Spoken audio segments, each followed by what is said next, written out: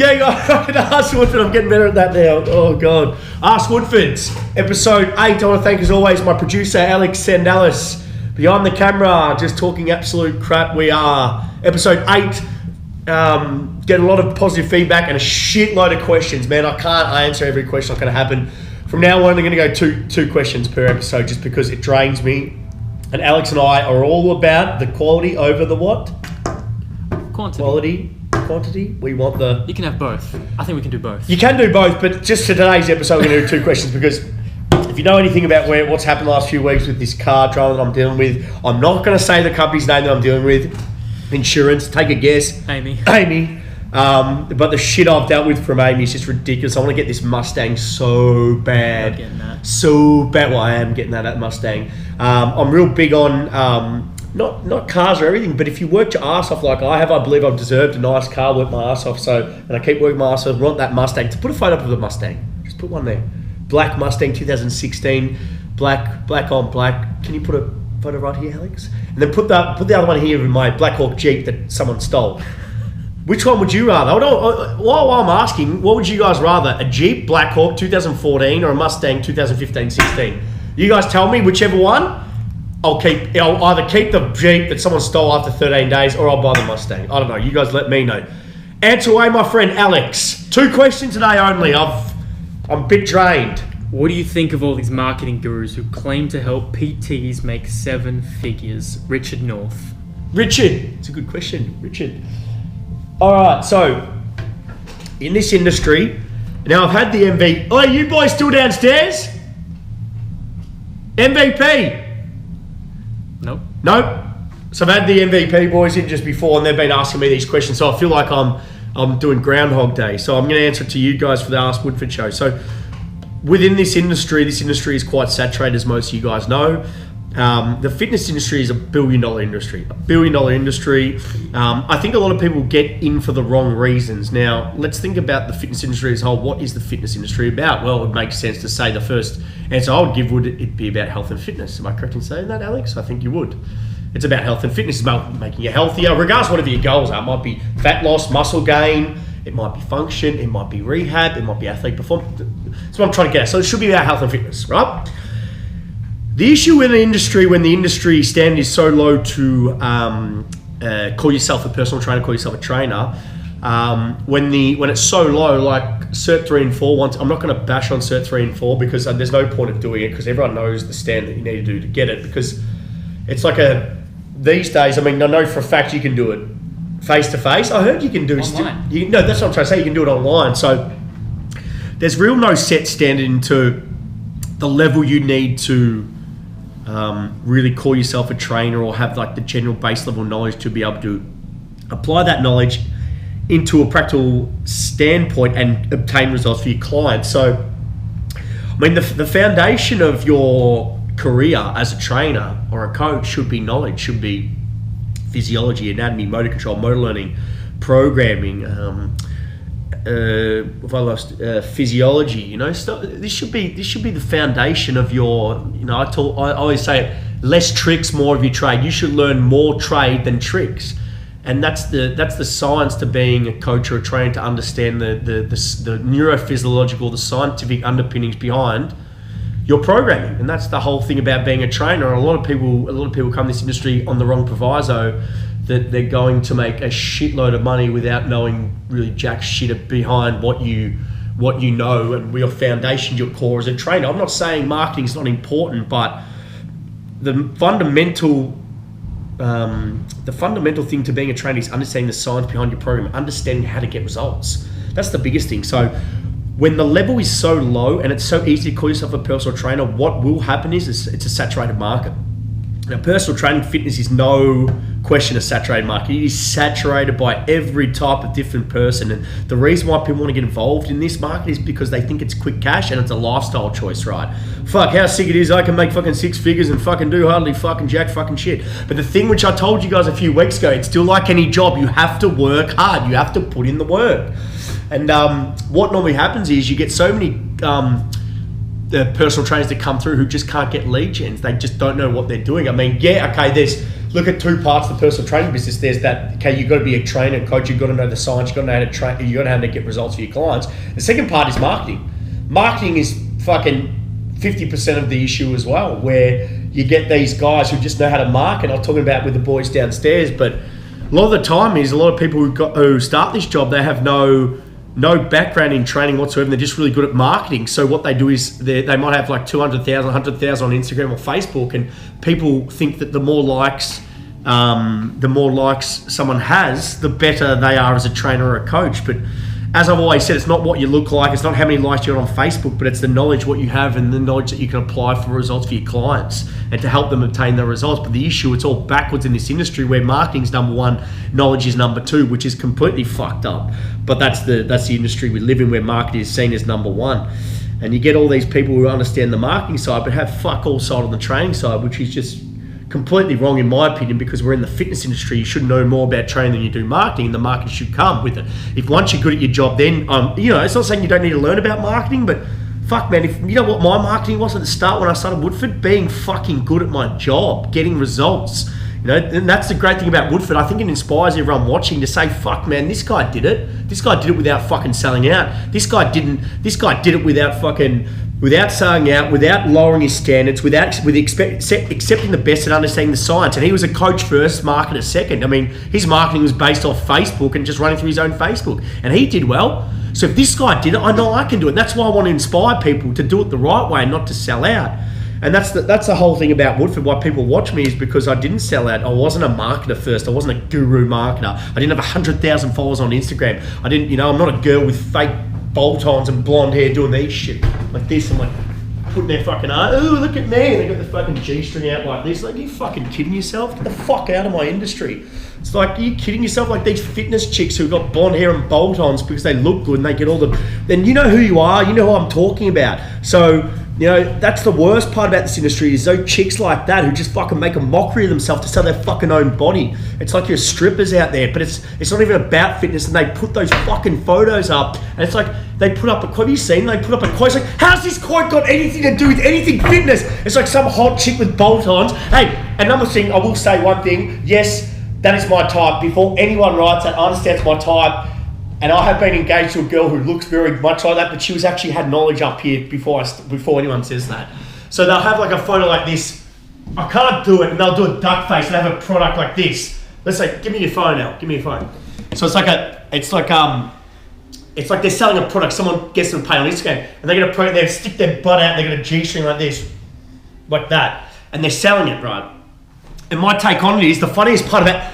Neglect the fact the photo and they're half naked. Forget about that. The funniest part, which I've never understood, this has got me for years, is they put some quote about believing in themselves or some other dumb fuck quote. It's like, what does that have to do with fitness? What the fuck does that have to do with fitness? I'm sitting there, I'm like, what the fuck is this chick talking about? She's got her tits and ass out and she's selling... I don't understand, it's just mind-boggling to think how people don't question them and go, what the fuck is she doing? Like, if I was a parent to that girl, I'd be like, hey, the fuck off Instagram. When I'm a father, and God, heaven forbid if I'm a father to a girl, the first thing would be like, no. Like, I don't understand why you're prostituting yourself off, and that's what they're doing. They're selling sex, and sex sells in this industry because, as I said to you guys, it's not what you know, it's what you look like. And I'm trying to change that. That's the whole issue with these girls, and it's incredible to see these girls who call themselves fitness professionals.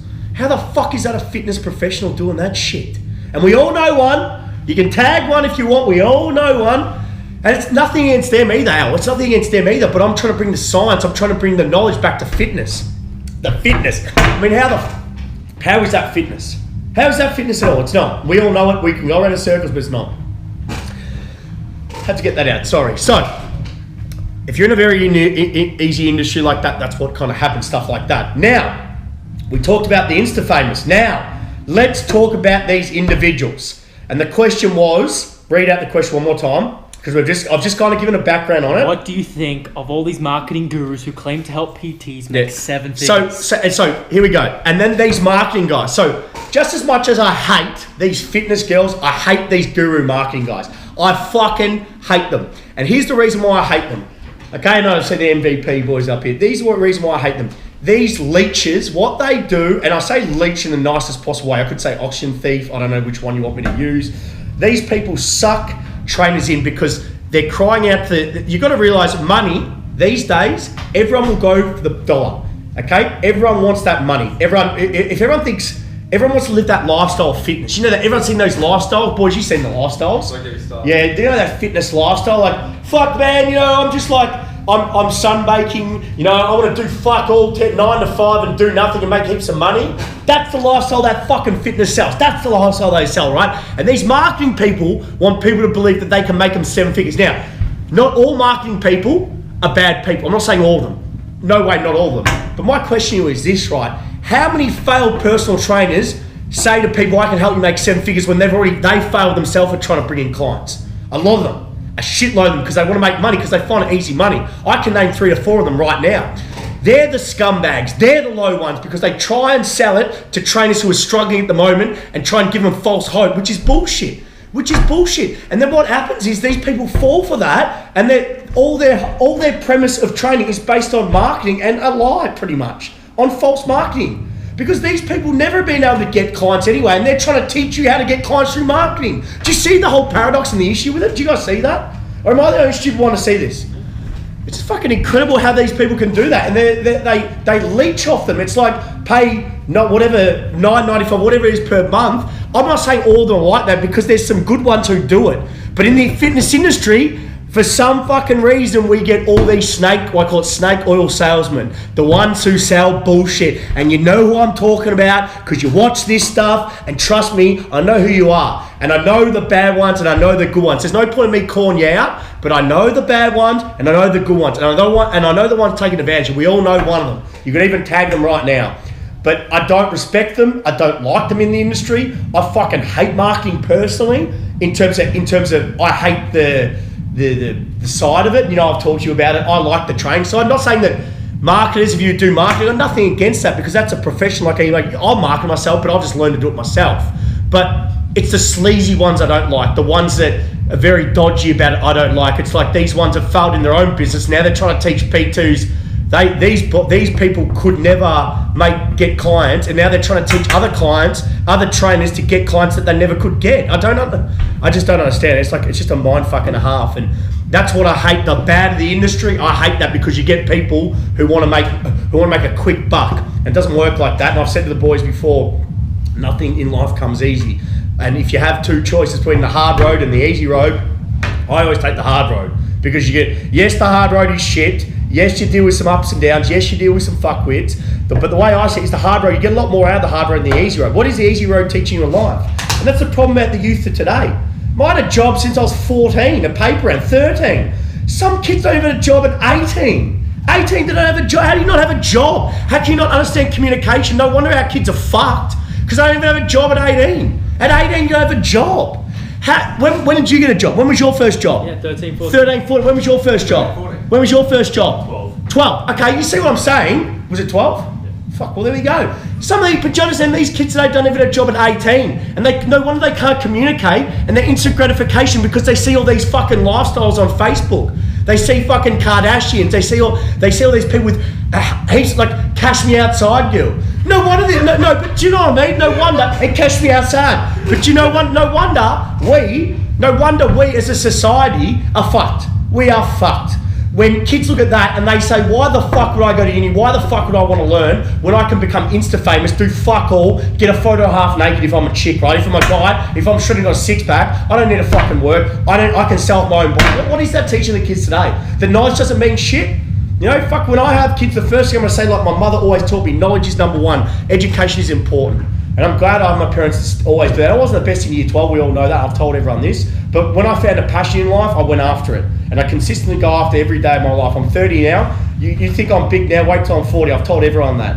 I believe I'll be worldwide right by the time I'm 40. And I'm going to work at it every day. And everyone who's met me has always said the same thing. I knew you'd make it. I said, well, I haven't made it yet. No fucking way. I might have made it in terms of what people's perceptions feel, but my own perception, I've still got a long way to go. Like everyone works on something. But for me, everyone knows about my drive. Everyone knows about where I want to go. And that's within everyone as well. I think everyone's got that drive, but they're going to be hungry to do it. And once again, I don't mean any disrespect. If you're taking it as disrespect to marketing, it's got nothing to do with that. It's more to the question was, what do I think of these guys saying they're going to make 7 figures for PTs? I think a lot of them are bullshit, and I think that a lot of them talk shit, and that's my opinion, and I hate that, because if you're good at your job, people will come to you. That's my opinion. But if you're flooded with everyone else in the industry, you're fucked. That's my answer. It's a 20-minute answer right there. And you asked me why you want 2 questions. That's why I give you 2 questions. Ooh. There's one for you. One more. Give me one more and I'm done. I've had these boys and I've had me and then I've had you. Lindsay Hassett. Wait. Instagram. Yeah? I used to cricketer. I used to train him. All right. Okay. How's the back cobber? Tell him to message me back about his back, see how he's feeling. You just have back surgery. He's saying the guys from cricket literally eat out of your hands of your posts. Hey! You have so much knowledge and pull on social media that word travel and people talk and listen. I don't know how much you know about pre-workouts and fat burners and all the marketed bullshit, but if you did a post on, I think it might go a long way. Okay, all right. Read that out one more time for me. One more time. Read it out one more time. Stroke my ego. Go. No, I'm gonna skip that. I don't know how much you know about. Read the thing, Alex. Read it, all of it.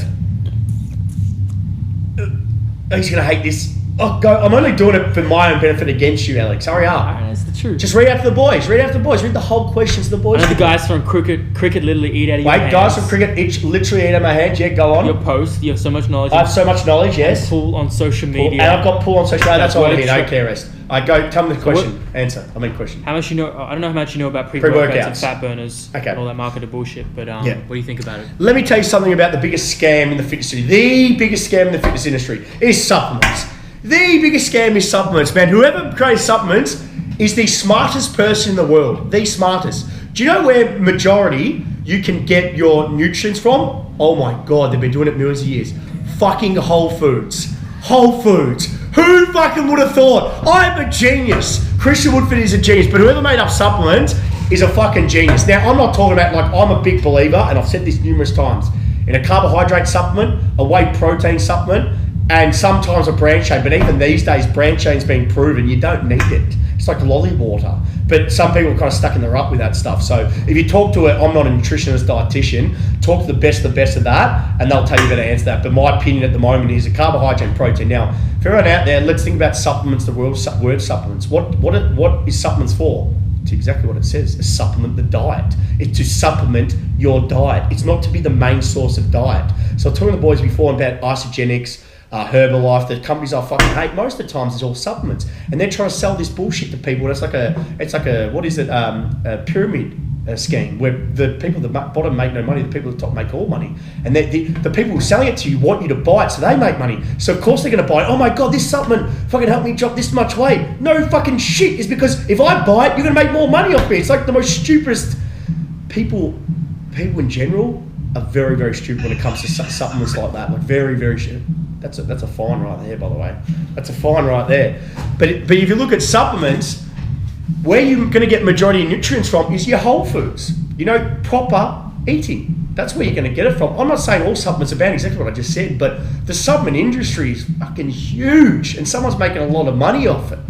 And if you think about it as a whole, and the supplements that I recommend is your carbohydrate and your protein. And once again, you use it pre or post training as a supplement, nothing more, nothing less. And the benefit I like to it, and Alex, can you think about why a liquid is better than a solid? It's digested quicker. Much easier Rapidly to absorbed in discard. the bloodstream, correct, because it's a liquid compared to if it's a whole where your body has to, your teeth have to masticate, you've got to break it down. So it's going to be rapidly absorbed in the bloodstream. So that's why I like it. In terms of the pre-workout, I wouldn't touch a pre-workout if you paid me to. Heaven fucking knows what they put in, and especially the American guys. I heard that some guys, they found in, I think one supplement, meth or speed, methamphetamine. Which, can you imagine the shit? Imagine the shit they put in there to give you that fucking rush. So I don't understand why people take a pre-workout. You know the best pre-workout you want is coffee, a short black, what I gave you two boys, a short black or a long black, or caffeine tablets. Now the reason why I say is because we know for a fact caffeine's a neural stimulator. It's also a glycogen sparer as well. So that means it's going to spare you carbohydrates, so you can use more fat as fuel. So your body releases more fat, we burn more fat. So it makes sense to to use a caffeine tablet or a short black. That's the best pre-workout. The rest of it, over the long term, they haven't done studies on it, but my suggestion is never use a pre-workout that you get. If you're struggling to get energy in the gym, then you've got to start looking at your diet anyway, really. What are you, in terms of your macronutrients, what are you eating? Your carbohydrate, your protein, and your fat. Another thing for everyone out there, fats, and this is kind of going out of my scope, and I don't like when people do it, but I just want to quickly say this. Fats don't make you fat. Eating anything, yeah, that's a big one. You know, when you hear fats make you fat, fats don't make you fat. Eat too much of anything, it's going to fucking make you fat. It's called calories in, calories out. If you consume more calories than you expend, you're going to put on fucking weight, okay? But a lot of people don't look at it that way. Like, oh, I can't eat fats. Like, polyunsaturated, monounsaturated, very important foods. Like, you get through avocado, nuts, stuff like that. Very important to consume. So a lot of people stay away from fat when most of the time they need to watch how much carbohydrate they take at what time of the day. But you need carbohydrate for energy. I'm not going to go into this because I'd love to get if you're a nutritionist, performance dietitian, you want to come on this show, I'd love to have you on this show. So maybe put us the link below. We're after someone to come on who's a performance dietitian or anything dietitian who wants to talk about this, because I could talk about it, but I'm going out of scope. We all know what I think about going out of scope. I hate it. I'm just giving you my general view on it. It's not right or wrong. I wouldn't even fucking have a clue. But what I kind of think of when I think of it, a lot of people talk about when they train, they don't eat enough afterwards, and the biggest thing they don't eat enough is carbohydrate. Carbohydrate actually. We eat carbohydrate broken down as glucose, stored in the muscle liver as glycogen. The body, actually, one of the most powerful anabolic hormones in the body is insulin. And how do we release insulin? Is eat carbohydrate. And insulin is secreted through where?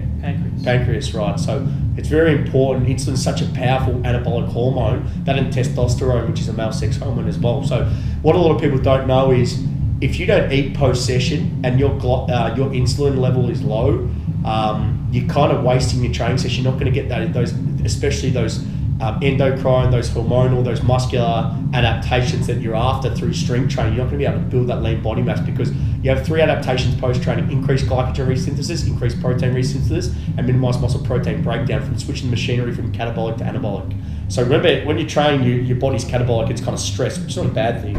Okay, post-training, you want that really anabolic response. You increase insulin through eating carbohydrate, protein resynthesis, and you want to minimize muscle protein breakdown. So you get a net protein gain, and that's where you're building up muscle tissue, which is so important. They're my 3 factors after training. Now, if you're in a hypertrophy block, which is muscle size block, especially for an athlete in the off season, you need to eat. So Shandor and I, we're in a hypertrophy block at the moment. I told you that to get some more volume on it before he goes back to the NRL. So I said, bro, you got to eat.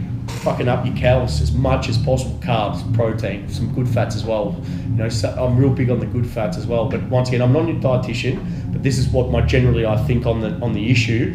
But I'm real big on getting your carbs in as much as possible just to grow. And another thing which carbohydrates, which is so critical for, is for energy as well. If you don't have enough energy, think if you're doing something like a hypertrophy session. Now, if you're doing a hypertrophy session, rest periods will be anywhere between 90 seconds to 2 minutes. We know that, right? And around there, right? So it's more metabolic stress. So we're looking at, we're creating byproducts like lactate and hydrogen, okay? And which pathway we're using primarily through that pathway? mTOR? No, what's pathway? Which energy pathway? ATP, PC, anaerobic, glycolytic, or aerobic? Glycolytic, right? So I want you to think, what is the main fuel source for glycolytic? Glycogen. Carbohydrate, yes. So if you don't have enough carbohydrate, right, and you're trying to do a set, how are you going to feel? Lethargic, tired. Where are you going to get that where are you going to get that glucose from? Where are you going to search? Where's your body going to search when you do that high intensity stuff? Where's it going to search? Come on, think. It's going to go to your No, I can't go to the adipose tissue first. No, I can't. It's got to break down a substrate that can break down quickly. Carbohydrate can be broken down anaerobically or aerobically. Fat can only be oxidized. That means it can be only broken down aerobically because it's a longer process. So where's it going to find that glucose? Where? Protein. Muscle protein is going to break down your own amino acids, and then can break it down to glucose and use as glycolysis. That's how. So you break down your own muscle tissue, which is worse. You don't want that. That's why they say take an amino acid between, so you break that down. I can understand that as well. But you can start to see how important this stuff is for performance, for recovery as well. People don't understand that. Switching machinery is critical. And I don't believe in this anabolic window. I think that's bullshit. It's been proven wrong. You know, that the old anabolic window. But once again, it's not my area, so I really couldn't give a fuck, really. I just kind of do what I do best and get guys bigger, stronger, faster. But that's why I always like to have a guest, or that's why I had a I've got one at the moment, a performance nutritionist, Fiona Blake, who does a fair bit of work with us. Really important to have someone. You know, I'm real big on staying in my own area of interest. Like, I'm good at this. I've got a high performance team. So you got your performance coach, your performance dietitian, performance physio. So we all work together, which is really important. Now, I can't do their role, they can't do my role. But the problem about this industry is you get people fucking trying to do our role. It's like, well, hold on a second. You never lifted a weight in your life. You don't know anything about performance. You're fucking programming squats or deadlifts. That's the worst thing, because that's a skill and that is a motor skill. If you fucked up, you can hurt someone really badly. So you need to know how to coach it, how to cue it, how to program it. There's more to my job than just saying lift weights. And it does my fucking nut in when you get people who think they know more than you and they've got no background in it. It's like, well, fucking I can do your job because I've got a degree. Well, fuck, man. That's like saying, man, fucking I can take them on the floor and I can diagnose and treat them then. You don't shit on my area, I won't shit on your area. If you shit on my area, I'll tell the whole world who you are then. And then we'll fucking have an issue then. Because I don't shit on your area, I don't fucking do that. You know I respect other people's areas. You know, physios diagnose, early stage treatment. We do mid to end stage rehab, return to perform conditioning. And the nutritionist are the nutritionist. So we all want to work in unison as one whole. But the issue within our industry is too many people think they can do this job. You've got PE teachers, you've got fucking physios, socios. They all think they can, because exercise is universal, everyone exercises. So for some reason, I'm trying to create in this industry, I'm trying to create it where it's a more professional approach where people say, no, that's what exercise sports science students are for, because we've got one sitting right here in front of me right now. We've got 5,000 who graduate per year, then the 5,000 before that, and the 5,000 before that. What are they doing with the jobs? But I want to make this so far mainstream media where everyone knows what the fuck we do, so there's more jobs. And my end goal is to, by the time I'm 40, 50, look back at my life and go, fuck, man, I have my kids. And my son wants to take over this business and he wants to become Woodford. At least by then I know, fuck, that's great. Because I know there's going to be more jobs out there for passionate students who want to develop applied sports science, who want to coach. And not even just the athlete, just a general population trainer. Someone who just wants to live, you know, for body fat, for just dropping body fat, increasing lean body mass. Because if you look at even general trainers, look how they train the general trainer at a normal gym. Look what they're getting trained to at Cert 3 and 4, do a fucking 4-day split for someone who can train half an hour twice a week. Do you think that's the most effective way to lose fat and develop lean body mass for someone who's just a 40-year-old male? Or get someone on a fucking Bosu ball and they've got no balance and row them? Do you think that's any metabolic cost? Do you know why they do that, Alex and boys? You want to know why? It's because they're taught to sell bullshit at a young age at these courses. That's why. I guarantee you, if we had more guys who came down here, it would be a better industry. If Cert 3 and 4 had any money or any balls, they'd get me to restructure Cert 3 and 4 course. Me to do it. Me and a team. I'm not saying I know every area. I'm not saying that. I'm not saying I'm an expert in every area. But the area that I do know, I know very well. And if I restructure Cert 3 and 4, it'd be fucking hard. Not hard, stupidly hard, but fucking enough where you have to show competencies. So if you're in Fitness Australia, you're in the government, you want to improve the standard, come talk to me, and I'm willing to do it. And I'm willing to do it for low money, just to fucking say one day I can look back in my life and say, fuck man, I really made a difference. That's where I make a difference. You got to get them when they do Cert 3 and 4, because by the time they've come out, they've been indoctrinated by fucking bullshit. It's too hard to change. So if anyone knows out there, you want to tag, you want this post to go viral, and you want to help me change the industry like these two boys right here, like this guy behind the camera, now's your chance. Because the only way I know how is through social media. This is the only way we can people power, we can change this. And if you're sick, you're a trainer, you're sick of seeing bullshit, or you're a trainer been in the industry for long enough and you're sick of seeing crap, get behind me, get behind what I'm doing. I'm not saying I'm the only one doing it, but I'm saying I'm the one with the profile who can do it, because I told you, and I told everyone a few years ago what I would do. And I came out and said it, and everyone gave me shit about it, and no one's laughing now, and everyone's following me what I'm doing. And I told you I'd do it, and if people say I'm arrogant, no. You're saying that because it's tall poppy syndrome. You hate someone who's willing to go for their goals and be confident enough to say that I'm doing it. I told everyone 5 years ago what I was going to do, how I was going to do it. No one believed me. Now at this point, I'll keep going. So if you want to help me, you want to do this, let's share this away. Let's keep developing this industry. Let's keep raising it up, because I really love this industry and I'll keep this getting better. I don't know what the question was. I just went around complete in circles. But this is a good, passionate podcast. The boys got me started from MVP. You might want to put a little link, MVP down there. Alex, MVP, get the boys link. Got it. So the boys came in, they kicked me off. So the boys loved me. You could see how much they enjoyed it.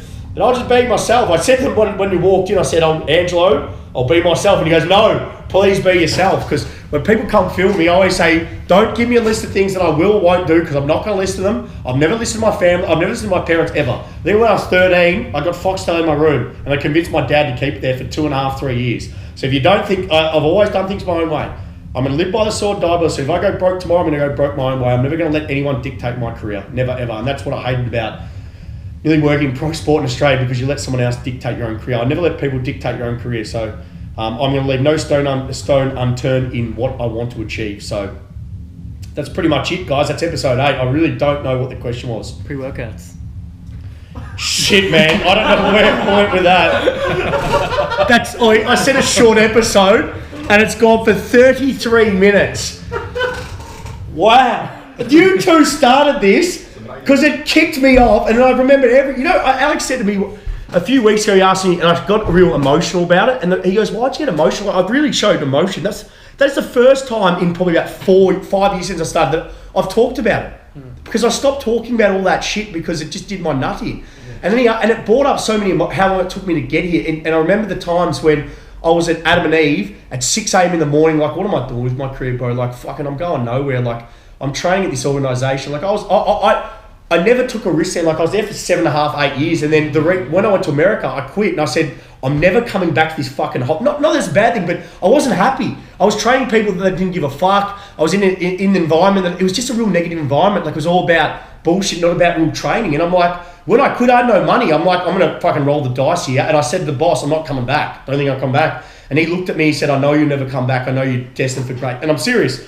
And if you're watching Tony, it was because of you, and I really appreciate it. But he said, I know you're never going to come back. I think it was Tony said, you're just too good for this. And I know for a fact you're going to be successful at whatever you do. And I never expect to see you ever back in a normal gym ever again. And so be it, I started Woodford and I rolled the dice. But a lot of people won't take that step from being comfort zone here.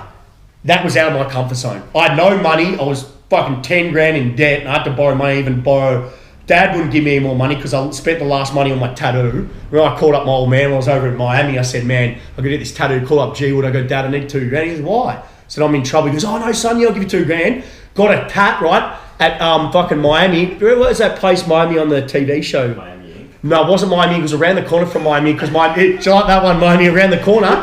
Anyway, the only reason why I found out, because it was a piece like this. Now I've got pretty much, I'm going to have both arms done. But here, it was a brand new opening, and Mum found it on Facebook, and I was like, how fucked is that? She called me up and she goes, what the hell is this? You getting a tattoo in this tattoo part? That was my first big tat, like here, because I went through. I felt like I was a man, like fucking finally at the age of 24, I really made a man decision. And Mum goes, what the hell are you using Dad's money for that crap? I'm like, oh shit, hung the phone. I'm like, I'm screwed here. When I got home, she forgot about it for about 3 weeks because I kept wearing tops. And then I wore a tank top and I go, fuck it, she's going to yell at me anyway. What the hell is that? Oh, it was gold. Oh, those are the days. Anyway, I used 2 grand because I felt it was a moment, it was a sliding doors moment. Everyone has those moments where you have a sliding door where you say, I'm going to throw everything at this, because I don't want to look back at my life and wonder what if, but a lot of people can't make that jump from being safe, 9 to 5, oh no, I'm worried about this, that, to making that jump to live their dream. Not a lot of people can do it. And that, my friends, is the difference between successful and unsuccessful, because the people who are successful, number 1, they're fucking persistent motherfuckers, and number 2, they're willing to take that jump. And people ask me, was I scared? I was shitting fucking bricks. But it got me to this point, and man, nothing scares me now. Nothing, no one intimidates me, no one scares me, no one can bring me down, no one can tell me my self-worth, no one, because I know my self-worth. And that's the biggest issue in life. Too many people are scared of what other people think. Fuck what anyone thinks about you. I don't give a flying fuck if you like me, don't. I've got about 3 friends left, and their 3 friends would die for me. I used to have 55 friends. I used to be one of those guys with heaps of friends. And now I've got 3 left that would die for me. But I'd rather 3 than 55 and don't give a fuck. Don't you have 5,000 on Facebook? And I got 5,000 on Facebook. Boom. I want to thank Alex Sandelis, my producer, episode 8, Ask Woodford. In my opinion, this has been the best Ask Woodford. This is full fucking on. Imagine dealing with me 24/7. I want to thank the boys at MVP at the back. You can't see it, but I thank them for coming down. They kicked me off, so you can thank them for this episode, these 2 boys. And for all of you guys watching, I've had, Alex, how many questions have we had for this? We've had so many questions. It's getting a bit too much because I'm seeing them. I want to answer them. I can't. It drains me. Like, I'll be drained for another hour, 2 hours, and I'll go coach. It just drains me too much to think about them. The ones you asked me about my past drain me the most because I think about how hard it was to start this. Like, how hard it was to create this brand after 5 years. It was just every fucking day, it was just get up, go again, get up, go again. Now I have structure to make a brand, to make a name in any, especially in this industry. And you've got to realise when I started, no one was doing athletic development videos. No one was talking about the athletic side of the science side. So you can imagine how much shit I got from a lot of people that, fuck, this will never work. No one, fuck, how many negative people. Now no one say shit. Who the fuck can say shit about me?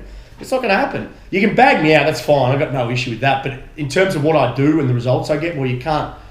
How can you say it doesn't work? I've got results on the board. I've proven it over and over and over and over again. That's why Woodford's, because I was willing to stand up for something I believe in. A lot of people aren't willing to do that. And I'm glad I did, because I met all you cool people. I'm meeting all you cool people. So I really appreciate the support. So thank you very much. Other than that, thank you for watching. Next week, 9, if you're a dietitian, email Alex or myself. Other than that, guys, thank you for the questions. And I'll see you next week. And that's it. Oh, that's hard. If you ever want to watch that, Jesus Christ, here we go. Oh, I love it. Woo! But you two started, and I knew it was going to happen.